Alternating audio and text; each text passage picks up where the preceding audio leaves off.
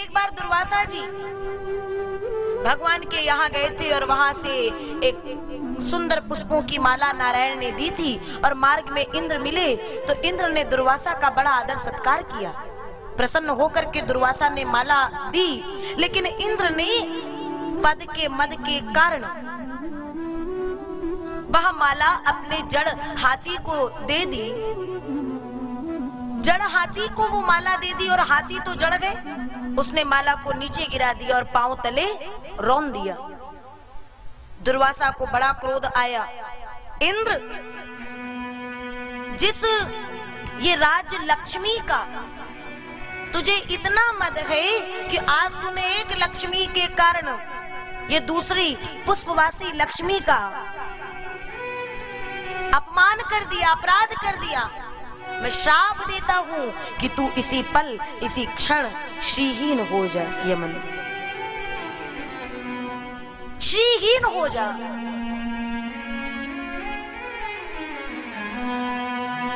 अब देवता हमारे तो श्रीहीन हो गए। देवताओं की जो सज्जन वृंद होते हैं ना, इनकी आदत होती है जब कुछ ज्यादा मिल जाता है तो बस यही इंद्र की तरह मद आने में देर नहीं लगती है। ये कुछ नहीं बचा, भगवान के पास गए। अब भगवान ने देखा बार बार आकर के रोते हो, ऐसा कुछ करते हैं कि तुम्हारा रोना बंद करा दे। सुखदेव जी ने कहा, परीक्षित, ये जो 7वां मनवंतर है, भगवान ने कच्छप अवतार लिया था इसमें। परीक्षित ने कहा, कच्छप अवतार लेने का कौन सा कारण हुआ प्रभु? और तब ये प्रसंग सुनाए कि देवो, तुम बार बार रो करके आ जाते हो, ऐसा कुछ करते हैं कि ये तुम्हारा रोज रोज का रोना बंद हो जाए। क्या करेंगे? समुद्र मंथन करेंगे। मंथन के पश्चात कई रत्न निकलेंगे और जब अमृत निकलेगा तब वो अमृत हम तुम्हें दे देंगे, तुम पान कर लेना, तो ये रोज रोज तुम हारने वाले नहीं हो। देवों ने कहा, ठीक है प्रभु, पान तो कर लेंगे, लेकिन ये मंथन होगा कैसे? नारायण ने कहा, मंथन अकेले होने वाला नहीं है। कभी कभी कोई कार्य करो तो जो अपने बैरी हो, जिनसे थोड़ी दुश्मनी भी चलती हो, उनका भी संग लेना पड़ता है। ये मंथन अकेले देवों से होने वाला नहीं है, तो ये मंथन में आपको दैत्यों का भी सहयोग लेना होगा। वो काय के लिए हमारा सहयोग करेंगे? बोले लोभ दो ना, हम सब लेके जाएंगे, बस थोड़े समय के बाद। लोभ दो। किसका लोभ प्रभु? कह दो कि जो अमृत निकलेगा ना, वो अमृत तुमको दे देंगे। बस यही से यह मनुष्य अपने लक्ष्य से भटक जाता है। किसी ने कह दिया वो फलाना काम है, तुमको इतने रुपए का प्रॉफिट होगा। अब आप कथा में जाने के लिए निकले हो, आज सोचा है कि आनंद से कथा सुनेंगे, तब तक कोई अगल बगल वाला कोई मित्र दोस्त आ गया, वो फलानी जगह चलना है, वहां से इतने का वो टेंडर मिल रहा है, इतने का फायदा है। अरे कहाँ जा रहे हो? कथा में चलो, वहां से कम 10-5 लाख का फायदा हो जाएगा। भगवान तुमको बाद में देखेंगे, हम अभी जा रहे हैं। अब कहीं ऐसा ना हो कि 10-5 के फायदे के चक्कर में और 10-5 चले जाएं। हमारी यही भ्रांति है कि हम जैसे ही थोड़ा सा कुछ संसार का ये लोभ दिखता है, सबसे पहले भगवान को किनारे करते हैं। प्रभु तुम हटो, पहले हम आगे जाएंगे अपनी माया की ओर। ब्रह्मा जी ने जिस समय ये मनुष्य चला था ना, जिस समय यह मनुष्य चला, तो मनुष्य की उत्पत्ति करने के बाद ब्रह्मा जी के पास यह मनुष्य पुनः गया कि प्रभु हमको ये जो बुद्धिमानी है ना, ये हमारी जो मति है, उसको और बढ़ाओ। ब्रह्मा जी ने कहा मतलब? बोले मतलब थोड़ा हमें और शार्प माइंड करो। बोले उससे क्या होगा? बोले इतना हमारे अंदर बुद्धिमानी दे दो कि जल्दी कोई हम मनुष्यों की समान ना हो पाए, हमारी समता में ना हो पाए, और हम हर चीज से बचे रहे। तो ब्रह्मा जी ने बड़ा विचार करके इस मनुष्य को 2 झोलियां दी और कहा एक झोली तो तुम आगे रखना और एक झोली अपने पीछे साइड में रखना। क्या होगा प्रभु इससे? आगे वाली झोली में औरों की, जो तुम्हारे सामने और लोग हो और मनुष्य हो, इनकी सबकी विशेषताएं रखते जाना। इनकी विशेषताएं रखते जाओगे और जो पीछे वाली झोली है इसको हमेशा तुम्हें नजरअंदाज करना है, इसको कभी घूम करके देखना नहीं है। वो पीछे वाली में अपनी विशेषताएं रखना, लेकिन उनकी ओर घूम के देखना नहीं। अगर इस पद्धति से चलोगे तो तुम बहुत बुद्धिमान हो जाओगे, फिर तुम्हारा कोई पार पाने वाला नहीं है। लेकिन मनुष्य बहुत प्रसन्न होकर के चला, परंतु जब झोली को लटकाने की बात आई तो थोड़ा पद्धति गलत कर दी। जो पीछे वाली है उसको आगे कर दिया और आगे वाली को पीछे कर दिया। मतलब अपनी जो विशेषताएं हैं वो आगे देने लगा और दूसरों की विशेषताएं पीछे देने लगा। फलस्वरूप ये मनुष्य जितना बुद्धिमान बनना चाह रहा था उतना और मूर्ख बन गया। बुद्धिमान बना तो अपनी दृष्टि में वो ब्रह्मा है, अपनी दृष्टि में विष्णु भी है, देखा जाए तो महेश भी है, लेकिन समाज उसको बताता है कि वो क्या है। बस ये जो झोली वाला क्रम है ना, जो इसको सुधार लेगा वो कभी भी जीवन में कहीं भी डिफीट खाने वाला नहीं है, कहीं हारने वाला नहीं है। भगवान ने कहा तो ये देवों से कहो, दैत्यों से कहो।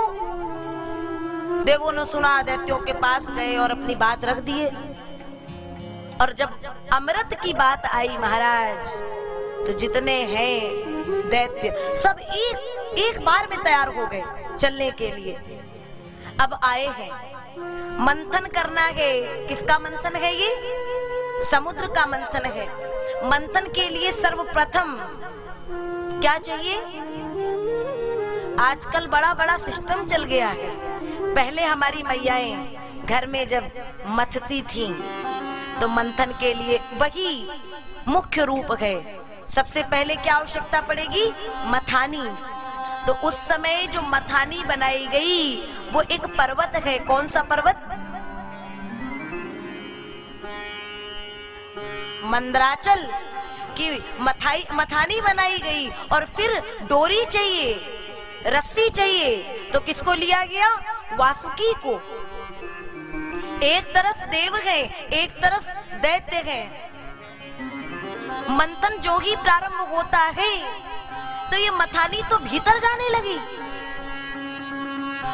क्योंकि समुद्र में मंथन हो रहा है। समुद्र जिसका कोई पारावार नहीं है, कोई आदि अंत नहीं है, मथानी टिकेगी कहाँ? इसलिए भगवान ने देखा मंदराचल भीतर की ओर धंस रहा है, तो भगवान गए, देवों से कहते चिंतित ना हो, मैं जा रहा हूँ और जल के भीतर ही, समुद्र के भीतर ही एक अवतार लूंगा। तब मैं अपनी पृष्ठभूमि पर, अपनी पीठ पर इस मंदराचल को धारण करूंगा। देवों ने इनकार किया, मना किया, नहीं नहीं प्रभु, आपको बड़ा कष्ट होगा, नहीं, तुम अपने कार्य को जारी रखो। और भगवान गए और जल के भीतर जाकर के कच्छप, कछुए के रूप में आ गए। सोचो कि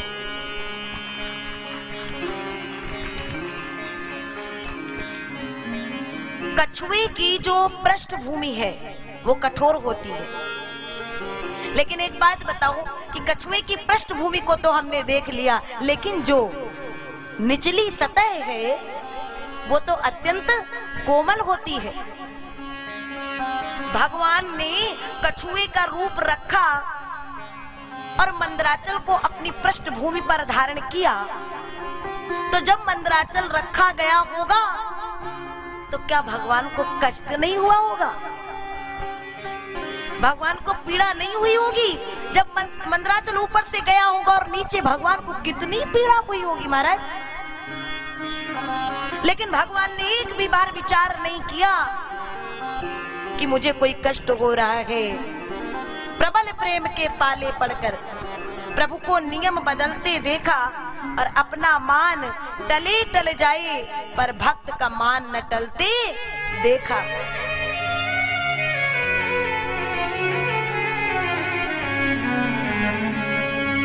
आज भगवान मंदराचल को धारण किए और जब मथना प्रारंभ हुआ तो मंथन हुआ तो सबसे पहले क्या निकला?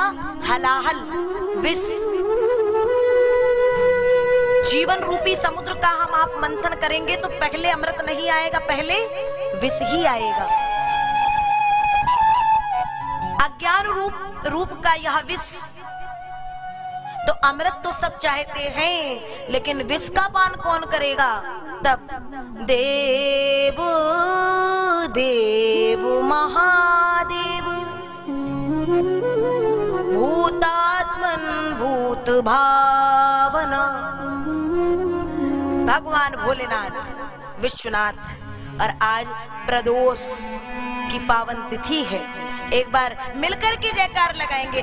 बोलिए शंकर भगवान की जय, बोलिए उमापति महादेव की जय। भगवान के पास गए, प्रभु से आग्रह किए। भगवान ने उस विष को लिया और एक श्वास में पान कर गए, एक बार भी विचार नहीं किए। कंठ में पहुंचा और कंठ से नीचे जाने को उद्यत हुआ। भगवान ने कहा नहीं ले जा सकता, क्योंकि नीचे हृदय है और हृदय में भगवान रुक्मणी रमण विहार करते हैं। ये हलाहल विष जब वहां जाएगा तो मेरे गोविंद को कितना कष्ट होगा, इसलिए विष को कंठ में ही रख लिए। कंठ नीला पड़ गया, नाम हो गया नीलकंठ। बोले नीलकंठ भगवान की। यह शिव का भाव है भगवान के प्रति। फिर मंथन हुआ, इसी मंथन से उच्चैश्रवा नाम का घोड़ा, वो मणि, इसी मंथन से लक्ष्मी मैया आई जो वरमाल जयमाल लेकर के चारों ओर देखती है कौन मिले, सर्वगुण संपन्न कौन है, कोई दिखाई नहीं दे रहा है। बढ़ती गई और तब मिले भगवान नारायण, सर्वगुण संपन्न दिखाई दिए। गई और जाकर के वरमाल जयमाल प्रेषित कर देती है। और उसी दिन से हमारे भगवान नारायण हो गए लक्ष्मी नारायण। बोलिए लक्ष्मी नारायण भगवान की जय।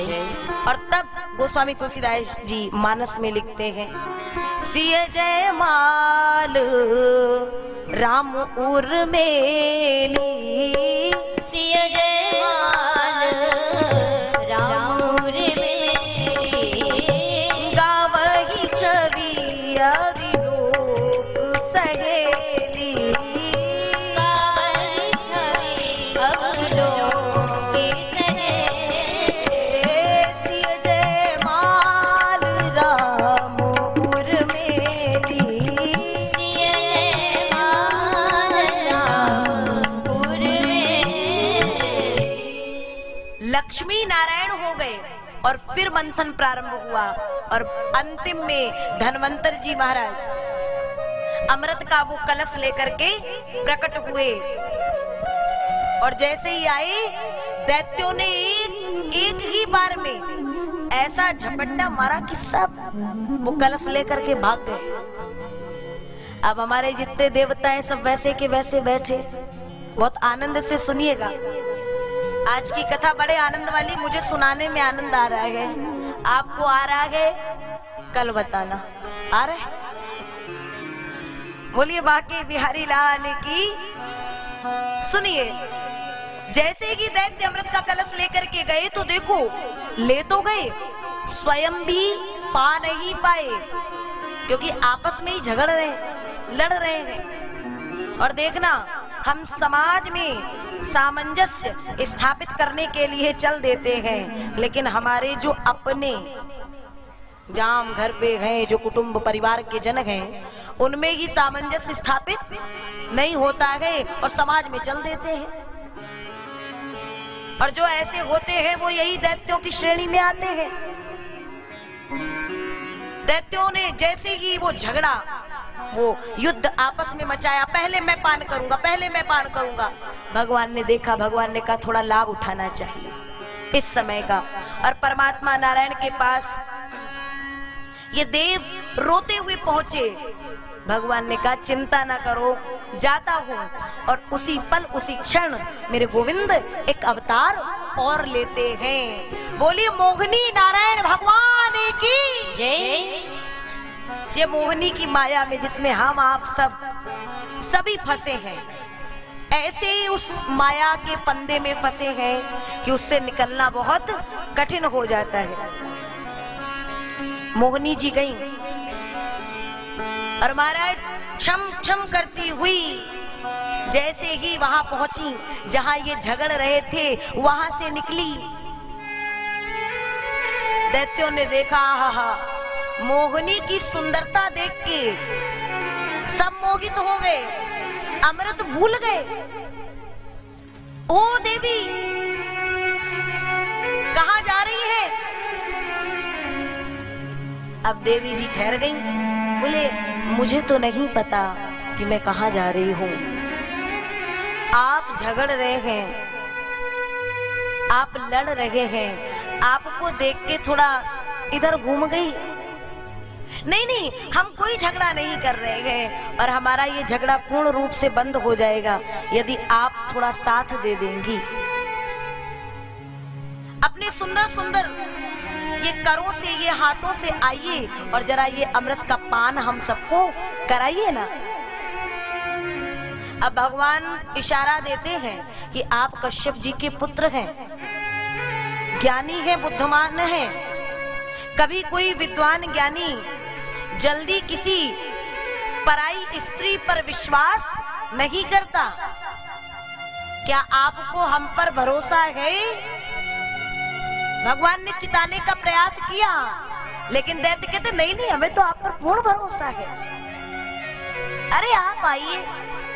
भगवान देखो यही करते हैं, सबसे पहले हमें चिताते हैं, लेकिन जब हम चेतना ही नहीं लाना चाहते हैं तो भगवान अपनी माया को आगे बढ़ा देते हैं।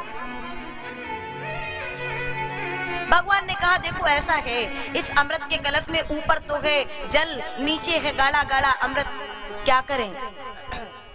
हमारी इच्छा है साधारण जल ये देवों को दे दिया जाए, नीचे जब गाढ़ा गाढ़ा अमृत आ जाएगा तो आपकी ओर देने लगेंगे। आप बताएं। हम नहीं कहते, आप बताएं। दैत्यों ने कहा हाँ बिल्कुल बिल्कुल, जैसा आप चाहें। पंक्तिबद्ध एक में दैत्य एक में देव विराज गए। भगवान सबको अमृत दे रहे हैं। राहु ताड़ गया, कुछ ना कुछ कहीं से गड़बड़ हो रही है। इतना जल तो नहीं हो सकता अमृत के कलश में, और कितनी नीचे होगा गाढ़ा अमृत। गया और भेष बदल करके देवों की पंक्ति में बैठ गया। भगवान तो दे ही रहे थे और देते देते इनको भी दे दिए। राहु ने अमृत का पान कर लिया। भगवान ने जैसे ही देखा ये देवों की पंक्ति से नहीं है, सुदर्शन छोड़ दिया। राहु का मस्तक जो धड़ से अलग हुआ, तो अभी तक तो एक ही थे और अब दो भागों में हो गए राहु और केतु। थोड़ा आचार्यों का लाभ हो गया, बस कुंडली में लग जाए हाँ तो बढ़िया जाप होता है महाराज। बोलिए बांके बिहारी लाल की। अब तो भगवान दैत्यों ने कहा वारे छलिया, कोई रूप नहीं छोड़ा, ये रूप भी रख लिया। और तब नारद जाते हैं शिव के पास और कहते हैं भोलेनाथ आपके नारायण आए हैं, उस रूप में आपने दर्शन नहीं किए। किस रूप में? वो मोहिनी के रूप में। भगवान भोलेनाथ बिना दर्शन के कैसे रह जाते? गए और बैकुंठ जाकर के प्रभु आपने वो अवतार लिया है ना, मोहिनी अवतार, एक बार दर्शन करा दो। भगवान ने कहा नहीं नहीं, वो तो समय गया भोलेनाथ, अब दर्शन नहीं। नहीं प्रभु एक बार। बोले नहीं, आप भी कहीं मोहित ना हो जाए। अरे प्रभु, हर अवतार का दर्शन करता हूँ, इस अवतार का नहीं करूंगा तो रह नहीं पाऊंगा।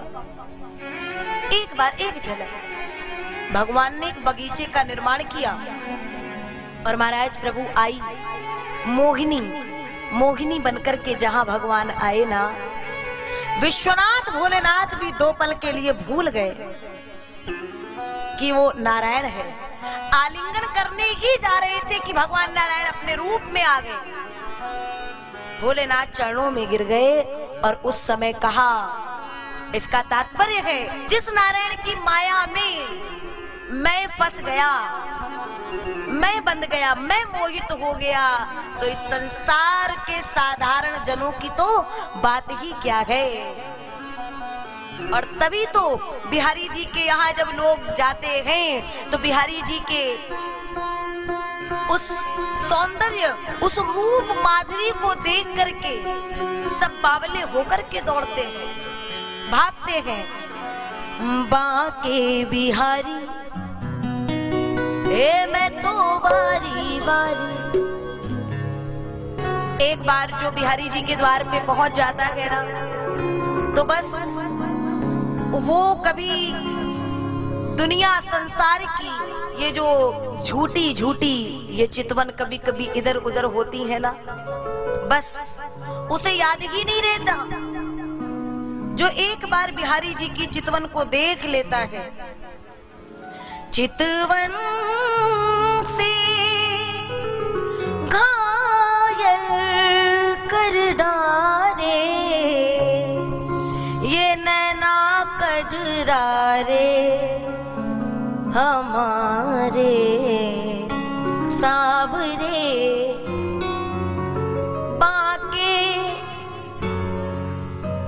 बांके बिहारी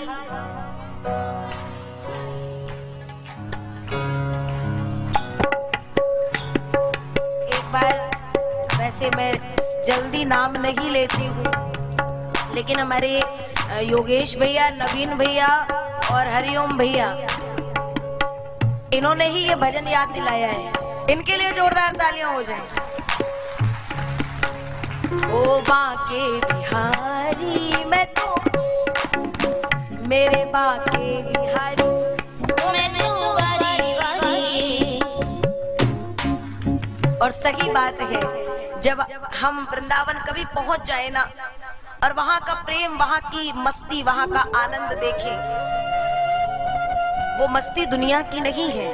तब संत ने कहा, जो भगवान की भक्ति में मस्त होकर के और दौड़ते हैं, उनके लिए क्या वो लोग थे, कैसे वो लोग थे, क्या वो लोग थे, कैसे वो लोग थे, जिंदगी छोड़ दी जिन्होंने बंदगी के लिए, भगवान की पूजा के लिए, प्रभु के उस भाव के लिए ये जीवन छोड़ दिया जिन्होंने, तो क्या वो लोग थे, कैसे वो लोग थे जिन्होंने जिंदगी छोड़ दी बंदगी के लिए।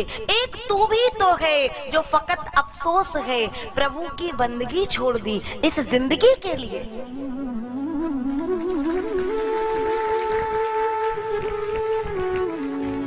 बंदगी छोड़ दी जिंदगी के लिए, लेकिन आज मुझे लगता है कि अब तो गोविंद को आना ही पड़ेगा।